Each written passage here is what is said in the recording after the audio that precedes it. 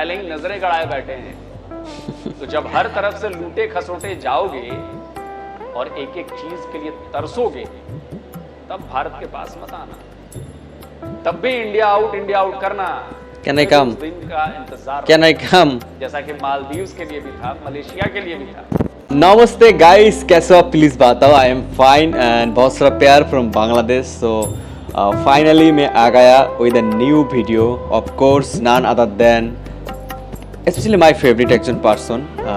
His name is Alok sir. So thank you and everyone please go and subscribe of his YouTube channel, and his YouTube channel name is DD React. Okay, so guys, winner please subscribe my YouTube channel and subscribe my second YouTube channel. এই সনাতন ভাই, I'm from Bangladesh, একটু তোমাদের support দরকার, please সাপোর্ट me and please जाइए ना visit करो मेरा सेकंड यूट्यूब चैनल। मेरा हिंदी बहुत अच्छा नहीं because I am from Bangladesh, but चले शुरू करिए, लेट्स स्टार्ट। डिफेंस डिटेक्टिव सेना का सम्मान करता है और उन्हीं जानकारियों के आधार पर काम करता है जो सार्वजनिक रूप से मौजूद है। क्या बांग्लादेश को पूरी तरह से एंटी इंडिया बनाया जा रहा है? क्या बांग्लादेश के कट्टरपंथी भारत का विरोध करने के लिए बहाने तलाश रहे हैं? क्या लिसन अमेरिका और Pakistani listen, I am from Bangladesh and I am a Bangladeshi Hindu also. So all the time I will support India, all the time. মানে এন্টি ইন্ডিয়ান হতে পারে but not me, all time I will support India all the time. Salute, জয় হিন্দ, জয় বাংলা। Okay, so my neighbour country and all time তারা আমাদের help করে, ফ্রেন্ড বলতে গেলে। হ্যাঁ, কিছু কিছু পলিটিক্যাল প্রবলেম হইতেই পারে, দ্যাটস ওয়াই, এর মানে এই না, ঠিক আছে। All time I will support, my personal opinion. देश में एंटी इंडिया सेंटिमेंट्स को हवा देने में लगे हुए हैं।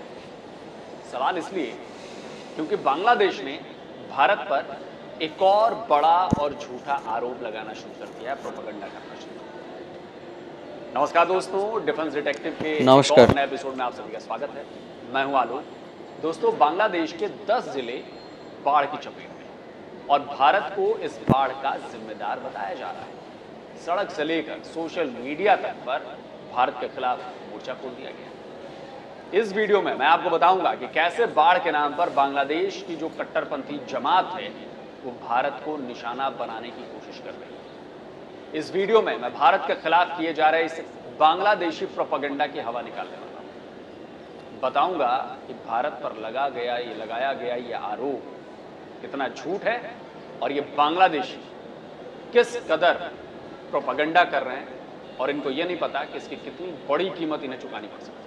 बांग्लादेश में बाढ़ ने भयंकर तबाही मचाई है। 11 जिलों के 45 लाख से ज्यादा की आबादी इस भीषण बाढ़ से प्रभावित है। 10 से ज्यादा लोगों की जान जा चुकी है। दुनिया भर में इस तबाही को लेकर चिंता जताई जा रही है। बांग्लादेश भीषण तबाही से जूझ रहा है। 11 जिलों में बाढ़ बर्बादी लेकर आई है। 10-11 जिलों में लोगों को घर बार छोड़कर भागना पड़ा है, फसलें बर्बाद हो गई हैं। लेकिन बांग्लादेश में एक अलग ही गेम शुरू कर दिया गया है। ये क्या गेम है गेम? ब्लेम गेम, बाढ़ का ब्लेम गेम। और बांग्लादेश में इस बाढ़ के लिए भारत को जिम्मेदार ठहराया जा रहा है। লিসেন ढाका में स्टूडेंट्स प्रोटेस्ट একটা জিনিস আমি আসলে ইনফরমেশন জানি না, ভালো মতো জানি না, যে বাংলাদেশি আমরা সবাই স্পেশালি বাংলাদেশিরা বলতেছে যে ভারত নাকি বাদ ছেড়ে দিচ্ছে তাদের স্বার্থের জন্য, আমরা সব তলায় যাচ্ছি। বাট এর আসল কাহিনীটি কি? কেন ছাড়বে? আমরা বন্ধু দেশ, আমাদের সহযোগিতা করবে, তাই না? আমরা করি, তারাও করবে, সিম্পল। এখানে সমস্যা তৈরি কেন করবে? আর কি হয়েছে এই বিষয়ে আমি জানিও না স্পেশালি, ঠিক আছে। তো আসলে 119টা বলে বাদ ছেড়ে দিচ্ছে। এখন তো বাংলাদেশে খুবই ক্রিটিক্যাল অবস্থা চলতেছে, তলায় গেছে সব জায়গায়, মন্দির মসজিদ বলো সবাই, শুধু যে মুসলমানরা তা তো নয়, হিন্দুরাও তলায় গেছে। এখন এটা মানে এটা শুনেছি ত্রিপুরা নাকি অনেক বেশি বন্যা হচ্ছে, প্রায় 15 জনের উপরে মারা গেছে। তো এখন বাদ ছাড়তে হবে এই জন্য নাকি ছেড়ে দিছে। এটা কি সঠিক কতটা আমি আসলে জানি না, আর রাজনৈতিক বিষয়ে আমার অত আইডিয়াও নাই, এখন ভৌগোলিক মানে কি হোয়াট এভার ইট ইজ জানি না। সো এই বিষয়ে যদি কেউ জানা থাকে আমার একটু নক করো। कर रहे हैं, भारत के खिलाफ नारे लग रहे हैं। बांग्लादेश के अखबार भी भारत विरोध की खबरों से रंगे हुए हैं। इनमें भी भारत के खिलाफ छात्रों के प्रदर्शनों की खबरें छपी। बांग्लादेशी छात्र आरोप लगा रहे हैं कि भारत के बांध के गेट खोलने से बांग्लादेश में ये बाढ़ आई। Same question. बांग्लादेश की एंटरिम गवर्नमेंट के एडवाइजर और स्टूडेंट लीडर नाहिद ने भारत पर बिना नोटिस के डैम के गेट खोलने का आरोप लगाते हुए इसे अमानवीय बताया है। नाहिद ने तो भारत पर बांग्लादेश के खिलाफ एंटी पीपल पॉलिसी चलाने का भी आरोप लगाया है। इतना ही नहीं, बांग्लादेश नेशनलिस्ट पार्टी ने भी देश में आई बाढ़ के लिए भारत पर ठीकरा फोड़ा है। बीएनपी ने भारत पर वाटर फ्लो पर कंट्रोल कर बांग्लादेश में तबाही मचाने का आरोप लगाया है। दावा किया गया है कि भारत ने जानबूझकर डैम के गेट खोले, जिससे बांग्लादेश में तबाही मच गई। আমাদের এলাকাগুলো ডুবে গিয়ে মানুষ যে মানবতর জীবন যাপনের মধ্যে পড়েছে, এটার কারণ কৃত্রিমভাবে সংকট করা, কৃত্রিমভাবে এই বন্যা সংকট তৈরি করা হচ্ছে। বন্ধুরা আমার, কেন জানি ভারত বাংলাদেশের মানুষ তাদের নিরাপত্তা ও স্বাচ্ছন্দ্য জীবন যাপনের প্রতি উদাসীন। বাংলাদেশের মানুষ বাঁচা মরাকে তারা কখনোই আমলে নেয় না। উদ্দেশ্য সচেতন ভাবেই ডুম্বুর বাঁধের গেট খুলে দেওয়া হয়েছে বলে বাংলাদেশের মানুষ মনে করে। বাংলাদেশ প্রশ্নে ভারত কখনোই ন্যায় নীতির নির্দেশ গ্রাহ্য করেনি। और इसीलिए मैं कह रहा हूं, ये आरोप ना केवल आरोप हैं बल्कि भारत के खिलाफ एक बहुत बड़ा और जबरदस्त प्रोपेगेंडा है।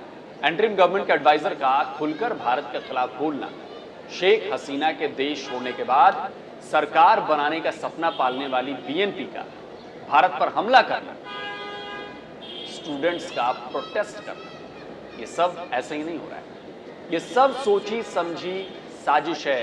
साजिश भारत के खिलाफ, साजिश भारत को बदनाम करने की, साजिश दबाव डालने की ताकि भारत बांग्लादेश में हिंदुओं पर हो रहे अत्याचार की बात न करे। और ये साजिश सोशल मीडिया पर भी चारों तरफ जो बांग्लादेशी सोशल मीडिया है उस पर साफ साफ नजर आ रही है। बांग्लादेश में बाढ़ को लेकर सोशल मीडिया पर एंटी इंडिया पोस्ट की बाढ़ आई है और एक नजर में ही आप ये जान सकते हैं कि सब कुछ प्लांटेड है, प्लान्ड है। एक ही तरह की लैंग्वेज, एक ही तरह की तस्वीरें और भारत पर डैम के गेट खोलने का आरोप। इसमें एक और बात है जो बहुत खास है, वो ये है, ये हैशटैग देखिए क्या लिखा है, इंडिया आउट। देखा आपने, ये है बांग्लादेश के लोगों को भारत के खिलाफ भड़काने की जहरीली साजिश। अब मैं आपको बताता हूं कि बांग्लादेश के ये लोग भारत पर क्या आरोप लगा रहे हैं। आई विल सपोर्ट इंडिया अब तक तो आप ऑलवेज। समझ गए होंगे कि ये किसी डैम को अचानक खोले जाने की बात कर रहे हैं। मैं बताता हूं वो डैम कौन सा है और कहां है। इस डैम का नाम है डुम्बुर डैम। डुम्बुर डैम भारत के त्रिपुरा में गोमती नदी पर बना बांध और बांग्लादेश इसी बांध के गेट खोलने का आरोप भारत पर लगा रहा है और इसी वजह से बांग्लादेश में भयंकर बाढ़ आई है। अब मैं आपको बताता हूं कि बांग्लादेश का ये आरोप कितना बचकाना है, कितना बेहुदा है।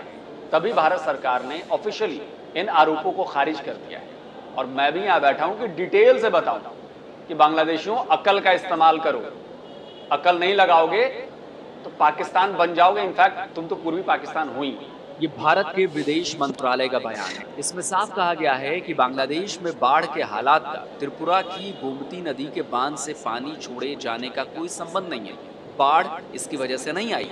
भारत सरकार ने बताया है कि जिस डुम्बुर डैम के गेट खोलने से बाढ़ का दावा किया जा रहा है वो बांग्लादेश की सीमा से 120 किलोमीटर दूर बना हुआ है और ये कोई बड़ा डैम भी नहीं है। इसकी हाइट करीब 30 मीटर ही है और इससे जो बिजली बनती है उससे 40 मेगावाट बिजली की सप्लाई बांग्लादेश को भी की जाती है। विदेश मंत्रालय ने बताया है कि इस बाढ़ के लिए बांध का वाटर डिस्चार्ज नहीं बल्कि भारी बारिश जिम्मेदार है। भारत सरकार बांग्लादेश को बताया है कि 21 अगस्त से लगातार हो रही भारी बारिश की वजह से डैम से पानी अपने आप डिस्चार्ज होने लगा। इसके साथ ही भारत ने बताया है कि बांग्लादेश को लगातार बाढ़ का रियल टाइम डेटा भेजा जा रहा था। 21 अगस्त को दोपहर 3 बजे से शाम 6 बजे तक का डेटा भेजा गया, लेकिन शाम 6 बजे बिजली जाने की वजह से कम्युनिकेशन नहीं हो पाया। अच्छा, बाद में दूसरे माध्यमों के जरिए इसकी जानकारी बांग्लादेश को भेजने की कोशिश की गई। यानी ये साफ है कि ना तो भारत ने बांग्लादेश को डुबोने के लिए जानबूझकर बांध के गेट खोले और ना ही बांध के गेट खोले जाने को लेकर सूचना नहीं। और सबसे गजब बात तो ये है कि जिस डुम्बुर बांध के गेट को जानबूझकर खोलने का दावा किया जा रहा है वो तो खोला ही नहीं जा सकता, क्योंकि वो ऑटोमेटिक है। यानी बांध में जैसे ही पानी का लेवल एक फिक्स पॉइंट पर पहुंचेगा और उससे ऊपर हो जाएगा तो गेट अपने आप खुलने लगेगा और बांध से पानी निकलने लगेगा। और अगर ऐसा नहीं किया तो बांध टूट जाएगा और बांग्लादेश में लाखों लोगों की मौत हो जाएगी।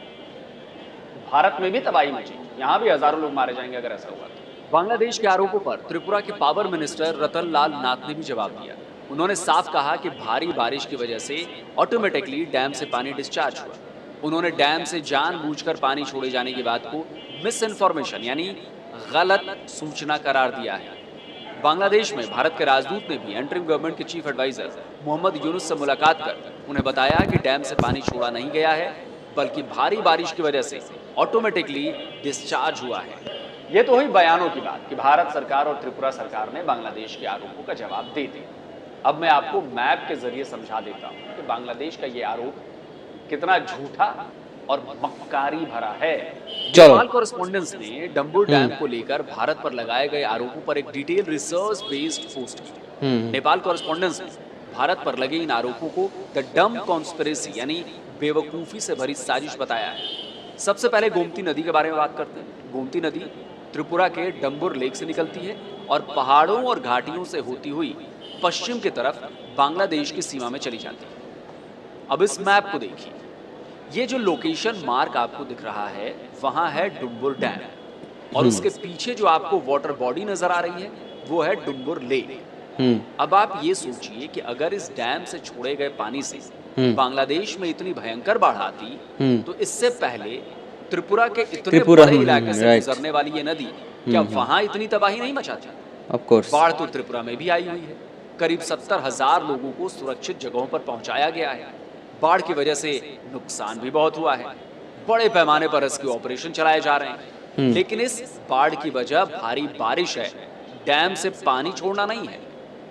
अब जरा इस मैप को देखिए, इसमें आपको डुम्बुर लेक का एरिया नजर आ रहा है। उसके साथ साथ पीले रंग के बॉक्स में डुम्बुर लेक का माइनर जोन है। और हुआ ये है कि भारी बारिश की वजह से ये लेक ओवरफ्लो हो गई है और इसका पानी ऊपर থেকে बांग्लादेश की तरफ बढ़ गया है। अब इस ग्राफिकल मैप को देखिए, ये मैप बता रहा है कि बांग्लादेश के कौन कौन से हिस्से बाढ़ प्रभावित हैं। इसमें सिलहट, मौलवी बाजार, हबीगंज, कोमिला, लक्ष्मीपुर, फेनी, नोआखाली, खागराछारी, रंगामाटी, चट्टोग्राम और कॉक्स बाजार शामिल है। अब गोमती नदी तो भारत से बांग्लादेश के कोमिला में एंटर होती है और दौकांडी के पास मेघना नदी में मिल जाती है। तो भला इससे बांग्लादेश के उत्तरी जिलों में बाढ़ कैसे आ सकती है? अब तो आप समझ गए होंगे ना कि बांग्लादेश के इन आरोपों में कोई दम नहीं है, बेदम है। अब एक और बात समझने की, वो ये कि बांध अगर भर जाए तो उसे खोलना ही पड़ता है। भर जाने पर बांध के गेट अगर नहीं खोले गए तो बांध टूट सकता है, और अगर बांध टूटा तो फिर बाढ़ से भी ज्यादा तबाही आ सकती है। बाढ़ में शहरों और गांवों में पानी ही भरता है, सड़कें बह जाती हैं, लेकिन अगर बांध टूटा तो उससे निकला पानी शहरों और गांवों का नामो निशान मिटा देगा। भारत में भी ऐसी कई नदियां हैं जो नेपाल से आती हैं। ब्रह्मपुत्र नदी चीन से भारत में आती है। भारी बारिश होने के बाद नेपाल भी पानी छोड़ता है और चीन भी। उन नदियों से भी भयंकर बाढ़ आती है। मैं तो बिहार का रहने वाला हूं, मैं तो इस विभीषिका को हर साल झेलता हूं, लेकिन इसका मतलब ये नहीं है कि नेपाल और चीन जानबूझकर भारत में बाढ़ के हालात पैदा करते हैं। अब आपको एक और प्रोपेगेंडा दिखाता हूं। यह है Sultan Mohammad Zakaria. Sultan Bangladeshi diaspora for justice and accountability के को फाउंडर ह्यूमन राइट्स पर भी काम करते हैं। अमेरिका के मेडिसिन में रहते हैं। इन्होंने भी भारत पर ऐसे ही आरोप लगाए। एक्स, जिसे हम पहले ट्विटर के नाम से जानते थे, उस पर एक लंबा चौड़ा इन्होंने लेख लिखा है। ये प्रोपेगेंडा वाला लेख है। इसमें सुल्तान ने कुछ वीडियोस और तस्वीरों को भी पोस्ट किया है। इसमें डैम से पानी छोड़े जाने का भी एक वीडियो है और बताया है यही वो डुम्बुर डैम है जिससे पानी छोड़ा जा रहा है और इसका पानी बांग्लादेश में आ रहा है और बांग्लादेश को डुबाने की साजिश की जा रही है। लेकिन असलियत तो यह है कि डुम्बुर डैम की तस्वीर नहीं, भारत के तेलंगाना के श्रीशैलम डैम का वीडियो है। अब आप सोचिए कि भारत के खिलाफ प्रोपेगेंडा किस हद तक और कहां से चलाया जा रहा है। खैर, भारत ने पहले भी ऐसे प्रोपेगेंडास को ध्वस्त किया है। पाकिस्तानियों की तो हम करते ही रहते हैं, बांग्लादेशी फिर किस खेत की, और आगे भी करता ही रहेगा भारत। असल में इंडिया आउट का कैंपेन चला रहे बांग्लादेश के कट्टरपंथियों ने मालदीव्स का हाल नहीं देखा है, मलेशिया का हाल नहीं देखा है, इसलिए वो भारत के खिलाफ अपना पूरा जोर लगा रहे हैं। मालदीव्स का क्या हुआ? भारत के सामने उसे हाथ फैलाने पड़ रहा है, नाक रगड़नी पड़ रही है। अनाज से लेकर दूसरे सामान के लिए वो भारत से भीख मांग रहा है। मलेशिया ने भी भारत का विरोध किया।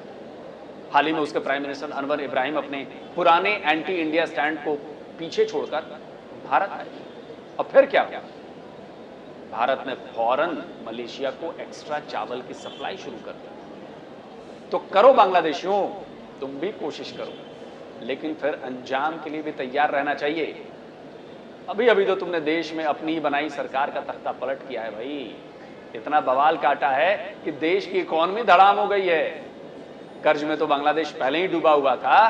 चीन और अमेरिका गिद्ध बनकर तुम पर पहले ही नजरें गड़ाए बैठे हैं। तो जब हर तरफ से लूटे खसोटे जाओगे और एक एक चीज के लिए तरसोगे, तब भारत के पास मत आना। तब भी इंडिया आउट करना। Can I come? उस दिन का इंतजार Can I come? जैसा कि मालदीव्स के लिए भी था, मलेशिया के लिए भी था। अब पाकिस्तानियों की हालत देख ही चुके हो, तो तुम पूर्वी पाकिस्तान हो, पश्चिमी पाकिस्तान की हालत देख लो। तुम्हारा भविष्य भी यही है। अगर तुमने भारत से इस तरह का भारत के खिलाफ प्रोपेगेंडा किया और भारत के खिलाफ नफरत बो रहे हो तुम लोग, हमारे ऊपर इसका कोई फर्क नहीं पड़ेगा। फर्क पड़ेगा तुम्हारे यहां। भीख तुम्हें मांगनी पड़ेगी। तबाह तुम हो रहे हो और तुम होगे अगर नहीं सुधरे तो। दोस्तों, वीडियो कैसा लगा जरूर बताएं, कमेंट जरूर करें और इस वीडियो को ज्यादा से ज्यादा शेयर करिए, क्योंकि इस प्रोपेगेंडा को तोड़ने का इकलौता रास्ता है कि जो इसके खिलाफ वीडियो बनते हैं, जो फैक्ट के साथ आते हैं, वो वीडियो ज्यादा से ज्यादा शेयर किए जाएं, ताकि लोगों तक सच्चाई पहुंचे, लोग देखें कि सच्चाई क्या है। इसलिए इस वीडियो को ज्यादा से ज्यादा फैलाइए, शेयर करें। और जिन दोस्तों ने डिफेंस डिटेक्टिव को सब्सक्राइब नहीं किया तो भाई आपसे अनुरोध है, Please go and subscribe our YouTube channel. साथ में बेल आइकन जरूर दबाइए। Of course. जल्दी मिलता हूं एक और नए वीडियो के साथ। नमस्कार। নমস্কার। जय हिंद। তো গাইস, এই ছিল ভিডিও। কেমন ছিল অবশ্যই কমেন্ট করে জানাও। হ্যাঁ, আর আমি যেটা ভাবতেছিলাম সেইটাই যে কি হয়েছে শোনো, আমি যদি কিছু বলি এখন সেটা এন্টি হয়ে যায়। বিষয়টা হচ্ছে এরকম, তাই কিছু বলি না, চুপচাপ থাকি। হিন্দু মানুষ নো মানুষ পীরের ভেতর যে কী লাভ, তাই না?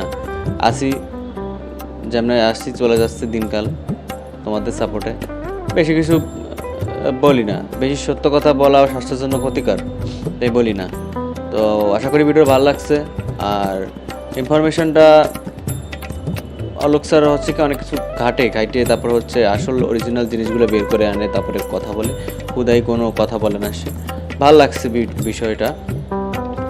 আর যদি তাই করতো না, ঠিক আছে, একটা ক্যাপাসিটি আছে না, হ্যাঁ, তো ক্যাপাসিটির উপর থেকে চলে আসছে। কিন্তু আমার একটা প্রশ্ন যে বাদ করতে হবে কেন? মানে জল প্রাকৃতিক নিয়মে যাবে আসবে, যেমনি হোক, বাদ দিতে হবে কিসের জন্য, কেন দেয় এটাও জানি না। আসলে আমি অনেক অজ্ঞ এই বিষয়ে, জানি না। মানে প্রশ্ন আসছিল যে বাদ দেওয়ার কি প্রয়োজন, যার যার আপন গতিতে সে চলবে, বাদ দেওয়ার কি প্রয়োজন, এটা ভাবতেছিলাম আমি মনে মনে। তো জানি না কেন করছে, কেন কি জানি না। তো থ্যাংক ইউ ফর ওয়াচিং, অনেক অনেক ভালোবাসা। আর আমার সেকেন্ড চ্যানেলে যাও, একটু ভিজিট করো, ওখানে যে কমেন্ট করে বলো। Love you. নমস্কার সবাইকে, ভালো থাকো সবাই। স্যালুট তোমাদের যারা লাস্ট পর্যন্ত দেখেছো।